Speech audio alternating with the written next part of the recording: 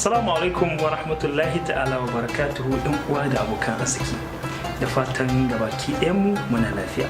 A yau kuna tare da ni Abdulhai daga nan Wilayatul Haq a cikin wannan program ɗin da za mu dinga kawo muku wadda muka shirya mai suna Guzurin Matasa.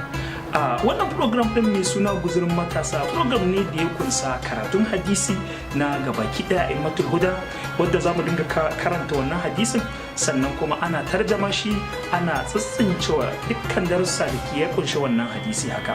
Sannan kuma za mu dinga kawo muku wasu labarurruka wanda suke da darussa matuƙa a cikinsa domin mu amfana gabaki ɗayanmu. Yau muna tare da Usman Murtada daga nan Wilayatul Haq. Da fatan 'yan uwa da abokan arziki kowa zai kasa kunni basira domin ya saurare shi, sannan kuma da fatan Allah ya samu amfana gabaki ɗaya. أعوذ بالله من الشيطان اللعين الرجيم بسم الله الرحمن الرحيم وصلى الله على سيدنا محمد وآله الطيبين الطاهرين اللهم صل على محمد وآل محمد. yan uwa da abokan arziki, assalamu alaikum wa rahmatullahi ta'ala wa barakatuhu.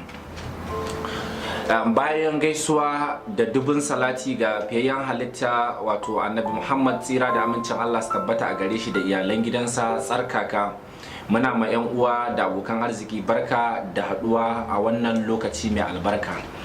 A tsarabar mu ta yau zuwa ga matasa shine hadisi daga manzon Allah, tsira da amincin Allah su tabbata a gare shi da iyalan gidansa, wanda yake cewa kamar haka: qala rasulullahi sallallahu alaihi wa alihi wa sallam, la tazalu ummati bi khairin ma amaru bil ma'rufin wa nahaw anil munkar wa ta'awanu alal birri fa'iza lam yaf'alu zalika naza'at minhumul baraka wa sullida ba'aduhum ala ba'ad wa lam yakun lahum nasiran fil ard wala fis sama.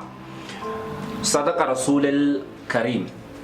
Ma'anar hadisin shine annabi tsira da amincin Allah su tabbata a gare shi da iyalan gidansa tsarkaka yana cewa al'ummata ba za ta taba gushewa daga alkhairi ba matukar suna umarni da kyakkyawa kuma suna yin hani da mummuna, sannan suna yin taimakekeniya a tsakaninsu. Idan kuma ya kasance ba su haka ba, zai kasance Allah maɗaukakin sarki ya ɗauke albarkarsa da rahamarsa a cikinsu, sai zamana a tsakaninsu an samu danniya da zalunci a junansu, sai zamana ba su da mai taimako a doron ƙasa kuma ba su da mai ceto a sararin samaniya.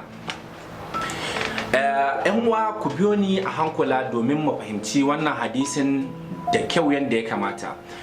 Idan muka sa idan basira da lura da kyau kuma muka buɗe kwakwalwarmu, za mu iya fahimtar abubuwa da dama cikin wannan hadisi na manzon Allah, tsira da amincin Allah su tabbata a gare shi da iyalan gidansa. Kamar yadda ya fara a farkon zancensa, ya amfani da lafazin la tazalu ummati, wato lafazin la farko ya fara kora komi ne, wato al'ummata ni annabi Muhammad ba za ta taba gushewa ba. Suwaye al'ummar annabi Muhammad? Dukkan mutum daga zamanin shi har wannan lokacin, duk wani musulmi yana daga cikin al'umma, kai har ma kafiri yana daga cikin al'ummar annabi Muhammad, tsira da amincin Allah su tabbata a gare shi. Ba za mu taba gushewa cikin alkhairi ba da rahama da tausayi na ubangiji ba, matukar muna ɗabbaka wato umarni da abinda Allah madaukakin sarki ya umarni a yi, sannan muna hannuwa da abinda Allah madaukakin sarki ya hani a yi. Me abinda Allah madaukakin sarki ya umarni? Jama'a da dama suna sawwara cewa idan aka ce abu kyakkyawa, mutum zaka ga ya fara lissafa ma cewa kaman gaskiya, amana, adalci, ko kuma mummuna kaman ƙarya, kaman zalunci, kaman giba da makamantansu. Na'am, dukkan waɗannan yana daga cikin masadik na umarni da hani da kyakkyawa, amma idan muka diba da kyau, wannan lafazi ne wanda yake mai faɗin gaske, yana da ma'ana mai faɗin gaske. Dukkan wannan yana daga ciki, amma abin da yake na haƙiƙanin gaskiya shine cewa wato al'amru bil ma'ruf wan nahyi anil munkar shine duk wani tsari da ba tsarin Allah ba, wannan ana ce mai munkar. Duk wani tsari da yake tsarin Allah madaukakin sarki, wannan ana ce mai ma'ruf, wato kyakkyawa. Me yasa? Saboda Allah madaukakin sarki baya umarni da mummuna, shi yana karban kyawawa ne. Sai ci gaba da cewa wa ta'awanu alal birri, wai mu taimakekeniya a tsakaninmu. Yake cewa idan ka zo ka diba yanzu cikin al'umma za ka iya gani a cikin anguwa kwara daya akwai wani nan na dauke da abincin da zai ci tsawon shekara, amma akwai wani nan bai da ko wanda zai ci da safe, yana kwana cikin zulumi, amma shi ya aje ba zai bashi ba. Bugu da ƙari akan wannan duk yana daga cikin ta'awunu alal birri. Cewa za ka iya kaga a cikin unguwa yaro yana aikata mummunan aiki, wato kamar mu ce yana aikata miyagun ɗabi'u, amma saboda ku ba iyayen shi bane ko kai ba baban shi bane ba za ka iya kai mai magana ba, wai saboda bai shafe ka ba. Wannan ba soyayya bane ba.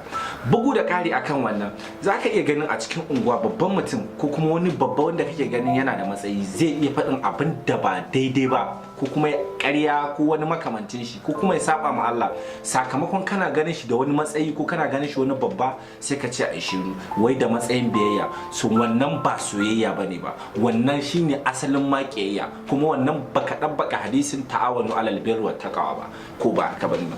So kaga idan muka diba duka waɗannan manzon Allah muqaddima ya bamu na zama lafiya kuma da zama cikin aminci, ko ba haka bane ba. So idan dabba mai wa'annan abubuwan kwara uku da manzon Allah ya faɗi ba, me zai faru gare mu? Yace naza'at minhumul baraka, Allah madaukakin sarki zai kwashe mana albarka, ya zama na ba mu da albarka, ƙasa ta mana kunci, ƙasa ta mana zafi, ya zama na mu muna rayuwar tsiya, ko ba haka bane. So idan ana amru bil ma'ruf wan nahyi anil munkar, har yanzu dai kada mai saurare ya manta cewa shine abu dukkan tsarin da yake tsarin alkur'ani da sunnan manzon Allah, sannan kuma munkar dukkan wani abu da ba tsarin alkur'ani ba kuma ba tsarin sunnan manzon Allah ba, to wannan ana ce mai munkar, ya kamata a yi mai tawaye ne. So ka gani idan ba mi ba me zai faru? Sai manzon Allah ke cewa naza'at minhumul baraka, za a kwashe musu albarka, wa sullida ba'duhum ala ba'd, wato mai karfi zai rinka danna rauna. Shine natijar rashin amru bil ma'ruf, shine sakamakon rashin umarni da kyakkyawa, shine sakamakon rashin bin tsarin Allah da sunnan manzon Allah. Wato idan ba mi ba to katan banza zai zo ya sallada akan mu, wanda bai cancanta ya zama sarkin mu ba ko shugaban mu ba zai zo ya zama yana zaluntar mu, yana cin zalin mu, muna kallo, sai zamana yanzu muna rayuwar tsiya, ƙasa za ta yi kunci, in mun adda Allah ma bai karba, sannan ba mu da wani mai ceto. Saboda me yasa?